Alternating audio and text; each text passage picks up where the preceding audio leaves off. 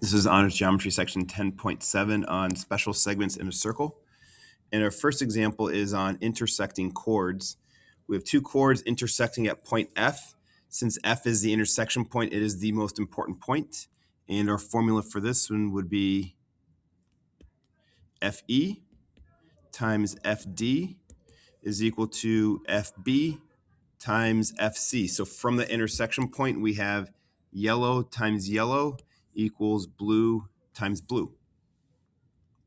The next one we have is intersecting secants, and our intersection point is D. So D is the most important point here.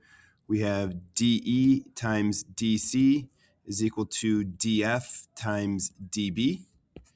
Yellow times yellow equals blue times blue in this one. Intersecting tangent and secant. So D is our intersection point. DF times DB is equal to DG. And on the left, we're multiplying two segments. So this would give us a unit squared. So it's not just DG by itself. And when I do my colors here, yellow times yellow equals blue times blue. In other words, it's going to be DG squared. For intersecting tangents, we can use that same idea again. DG times DG equals DC times DC. But then if you square root both of them, we get back to DG equals DC. And we already know that from a point outside of a circle, those two tangent segment lengths are always going to be equal to each other anyways. All right, into our examples. I'd suggest that you try these first, and if you're stuck, you can listen to the solutions and see how you did, but I'd pause the video, try these, and then you can check to make sure that your answers are correct. First one, 5 times 4 is equal to 6 times x. So 20 is equal to 6x, which means that x equals 20 over 6, or 10/3. In our next one, 6 times 10, and you might be looking at this and saying there is no length of 10, but remember, it's not the small segments, it's always the segments coming from the intersection point. So 6 times 10 is equal to 5 times not x, but 5 plus x. Yellow times yellow equals blue times blue. 60 is equal to 25 plus 5x. Subtract 25 from both sides, and then divide both sides by 5, and you're going to get that x equals 7. Next one. 4 times 9, and again, it's yellow times yellow, is equal to the tangent squared. So x squared equals 36. Take the square root of both sides. X equals plus or minus 6 from an algebra standpoint, but from a geometry standpoint, x is only going to be equal to 6. Next one, 4 times 6. 4 times 6 is equal to x times x plus 5. 24 is equal to x squared plus 5x. You're going to subtract 24 from both sides because we have this quadratic. And now we're looking to factor this. What two numbers multiply to negative 24 and add it to 5? How about x plus 8 times x minus 3? So x equals negative 8 or 3. Negative 8 doesn't make sense, so x is only equal to 3. This one we're trying to solve for both x and y. We'll go with the x first. 9 times x is equal to 8 times 10. Yellow times yellow equals blue times blue. So then when we solve this one, 9x equals 80. So x equals 80 over 9. So there is our x solution. For y, let's see. We have this tangent segment, and then we have this secant. Y hits the near part of the circle, and then we can go all the way to the other side of the circle. So 12 squared is equal to y times y plus 18. 8 plus 10, 18. 144 is equal to y squared plus 18y. 0 equals y squared plus 18y minus 144. And then we're looking to factor this one. And we've got some bigger numbers this time, trying to figure out what multiplies to negative 144 and adds up to 18. So 144, 1 and 144, no. 2 and 72, no. 3 and 48, no. 4 and 36, I'm still not really even very close. How about 6 and 24? I think that's going to be a combination. So y plus 24, y minus 6, they multiply to negative 144. And they add up to 18. So y equals negative 24 or 6. Y equals 6 is the only one that's going to make sense. To the right, trying to solve for x. So in this one, I could try going Pythagorean theorem, and that definitely could work. I just want to continue to use these formulas that we have. And because the diameter is perpendicular to this chord, it also bisects it. So this length is x. The whole radius here is 8, so that's 8 as well. So using these formulas that I just started working with, x times x is x squared equals 3 times 13. So x squared equals 39. X then is the positive or negative square root of 39. The positive one is the only one that's going to make sense. Same answer we would have got if we had used Pythagorean theorem. All right, here's our next one. It says BC is a tangent, so we know we have perpendicular. BC equals 12. These angles are equal to each other. And measure of angle BAC is 30 degrees. Okay, because these angles are equal, it means that this side equals this side. The side down the center is the same. We have right angles. These triangles are congruent to each other by an HL, which means this segment equals this one. So we've got a 6. This angle is equal to this angle. So 30 degrees for the entire thing means they're both 15 degrees. And we want to find the radius. To find the radius, we're first going to go after the diameter. Connecting from some of our previous work, because it's a right triangle, we can use SOHCAHTOA.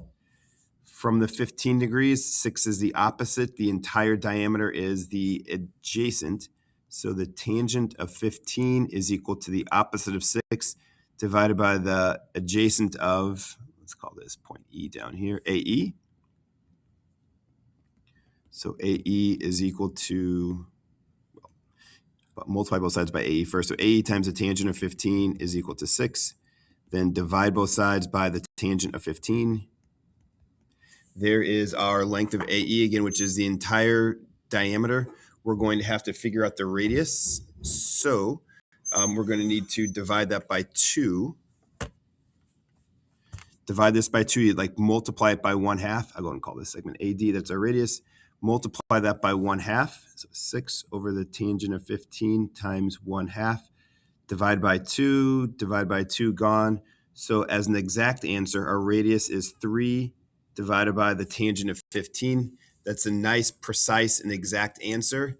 However, it is pretty abstract, so we're going to go to our calculators and get a decimal answer for this one. Take 3 divided by the tangent of 15, and we're looking at about 11.196.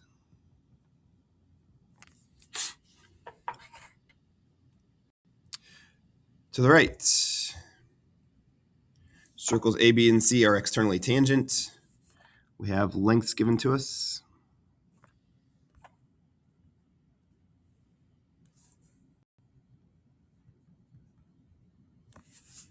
The goal here is to find the measurement of arc angle DE. What is this arc angle, which by definition is congruent to that central angle? Now, this is set up that it could be a type of a walk-around problem, but I don't even need to do that. To find the measurement of that arc angle, it's a measurement of the central angle. I'm just really focusing only on the triangle itself. We have all 3 sides, so this is set up for a law of cosines. 15 squared is equal to 17 squared plus 14 squared minus 2 times 14 times 17 times the cosine of angle C. We're trying to solve for angle C, so take the 15 squared, subtract 17 squared, subtract 14 squared. Then I know I'm going to divide by all of that. Negative 2 times 14 times 17. This is equal to the cosine of angle C. Go to your calculator and type that in.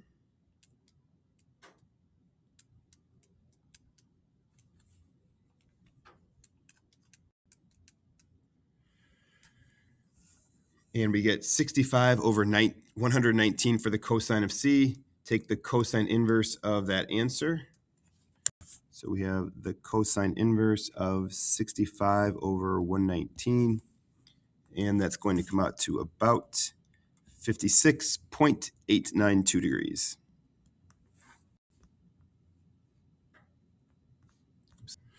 All right, so in this next problem, we are trying to find the radius of circle D. And there is the radius. And I could draw the radius to any 2 points. I'll go ahead and draw it over to point B as well. So there is another radius. Those two segments are equal to each other. And if you recall, when a point is equidistant to all the vertices of a triangle, we call that the circumcenter. If you didn't know that, we could still get by without this problem. But by drawing in those two radii, I created this nice isosceles triangle down here. And when I think about it from a circle standpoint, this angle A is an inscribed angle. This angle A is 1/2 of that angle. So what I'm going to do, first of all, is find the measurement of that angle A by using the law of cosines.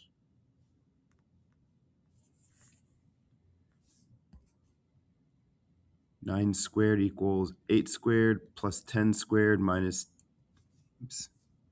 2 times 10 times 8 times the cosine of angle A.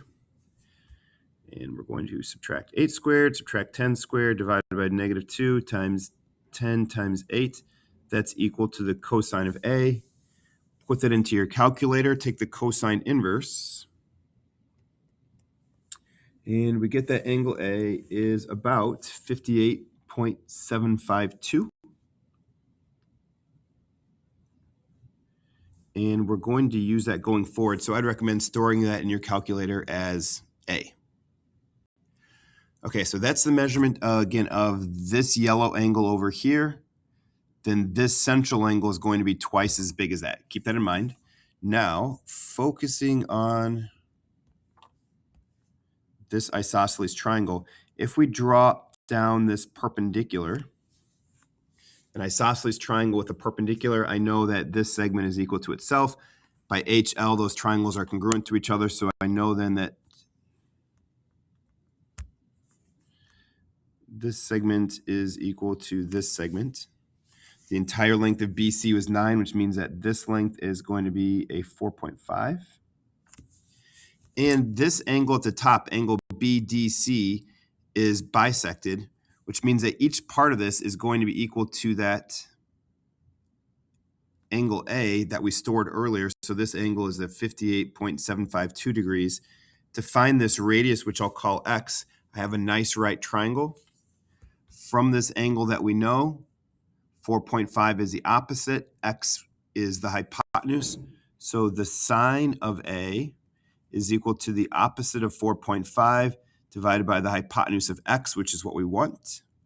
Multiply both sides by X, divide both sides by the sine of A, and we have the X, the radius, all by itself. Then it's just the calculator work. 4.5 divided by the sine of A, and X, the radius, is about